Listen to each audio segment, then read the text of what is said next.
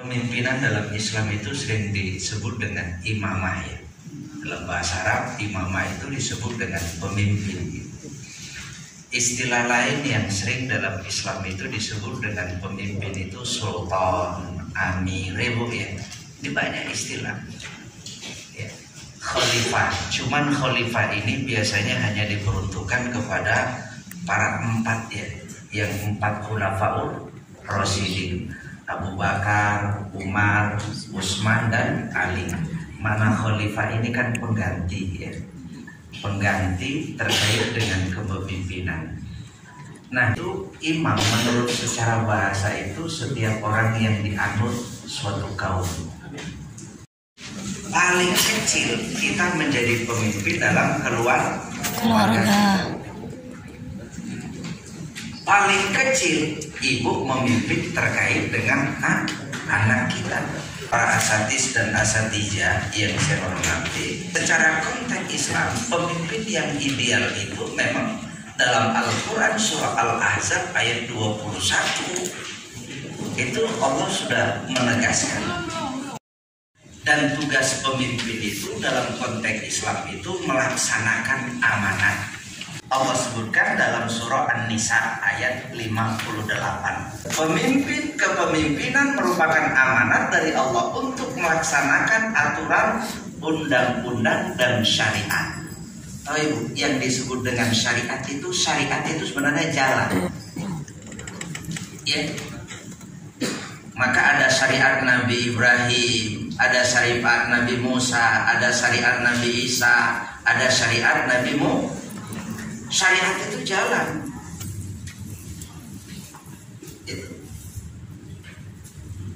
Likulli ja'alna minkum syir'atan wa minhajan. Seperti yang Allah sebutkan dalam syariat berarti jalan. Kata Allah di dalam Al-Quran itu surah Nisa, innallaha ya'murukum an tu'addul amanah ila ahliha wa idza hakamtum bainan nasi antahkumu bil adli.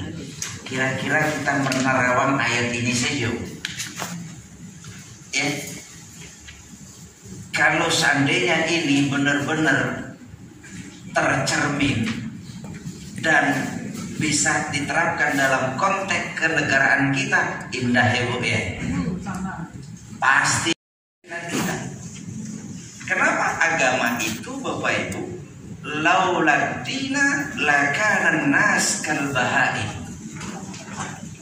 Kalau seandainya bukan karena agama yang ada pada diri kita, niscaya manusia kayak binatang buas kita ini.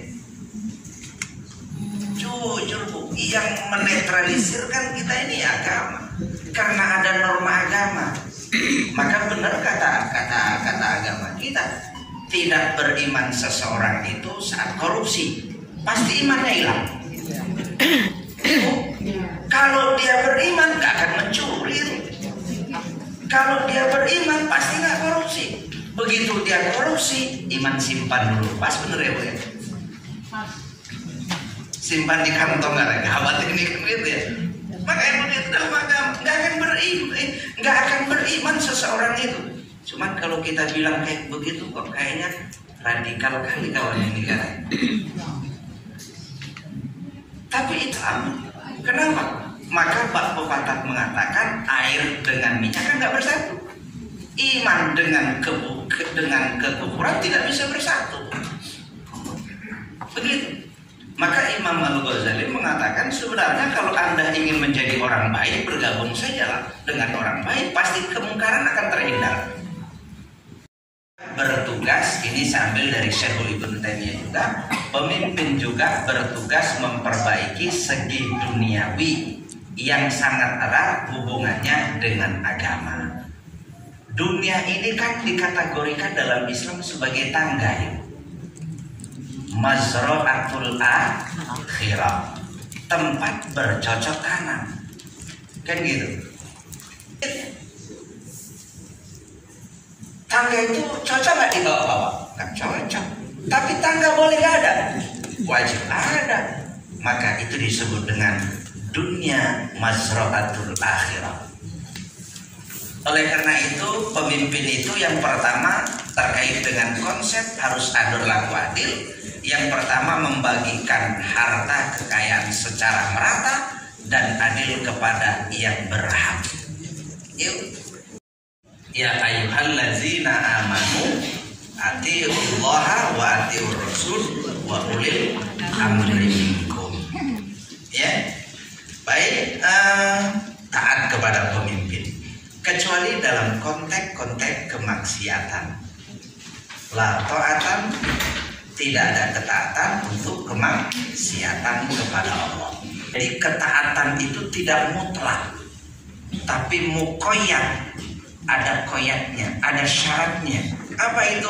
Sepanjang tidak mengajak atau melarang atau untuk melakukan sebuah kemaksiatan. Imam Ahmad rahimahullah pernah berkata, wajib mendengar dan taat kepada pemimpin selama tidak memerintahkan untuk kemaksiatan. Itu hak seorang pemimpin atau kewajiban rakyat terhadap pemimpinnya. Kedua, memberikan nasihat kepada sang pemimpin dengan metode dan adab yang baik. Ini disebut dengan wajadilhum billati hiya ahsan.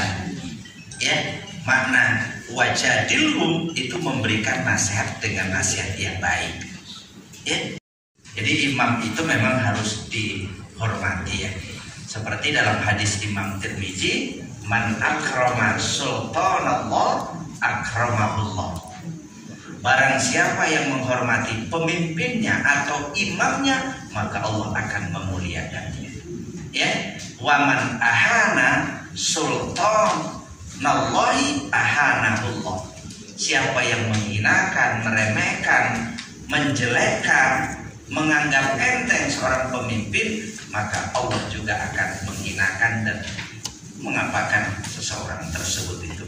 Jadi ketiga itu hak kewajiban rakyat atau hak seorang pemimpin. Yang ketiga dalam Islam itu menghormati dan memuliakan. Hak seorang pemimpin atau kewajiban rakyat terhadap pemimpinnya mendoakan atau berdoa untuk kebaikan pemimpin. Ya, Imam Al-Barbari rahimahullah pernah berkata, apabila kamu melihat seorang berdoa untuk kejelekan pemimpin, ketahuilah bahwasanya dia adalah pengekor hawa nafsu. Jadi mendoakan seorang pemimpin dengan doa yang jelek, dalam Islam ya Bu, tidak dibenarkan. Ya, tidak boleh. Dan apabila kamu mendengar seseorang berdoa untuk kebaikan pemimpin, ketahuilah bahwasanya dia adalah pengikut sunnah insya Allah. Jadi Ibu, berikutnya ada sebuah ungkapan Baghdadi rahimahullah, ia berkata bahwa ia pernah mendengar Fudail bin Iyad rahimahullah berkata, lau anna li da'watan mustajabatan ma sayartuha illa fil ilm. Keren. Seandainya aku memilih doa yang mustajab, kalau seandainya saya diberikan atau memiliki doa yang mustajab, aku akan tunjukkan doa tersebut itu pada pemimpinku. Sahabat waktu itu bertanya, ada yang bertanya ya saat itu, kenapa bisa begitu wahai Abdus Somad bin Yazid? Kok gitu? Kira-kira begitu ya bahasa kita. Lantas dia menjawab, indah jawabannya Bu.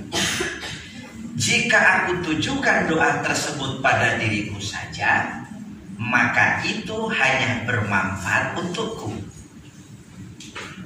Namun jika aku tujukan untuk pemimpinku, ternyata doa kita mustajab untuk pemimpin kita, dan pemimpin kita adil, jujur, amanah, sidik, dan patonah, maka apa yang terjadi? Ya, maka rakyat dan negara akan menjadi baik. Negara dan rakyat. Kalau pemimpin sudah tidak baik, korbannya rakyat. Kalau negaranya baik, untungnya rakyat. Selesai, Ibu.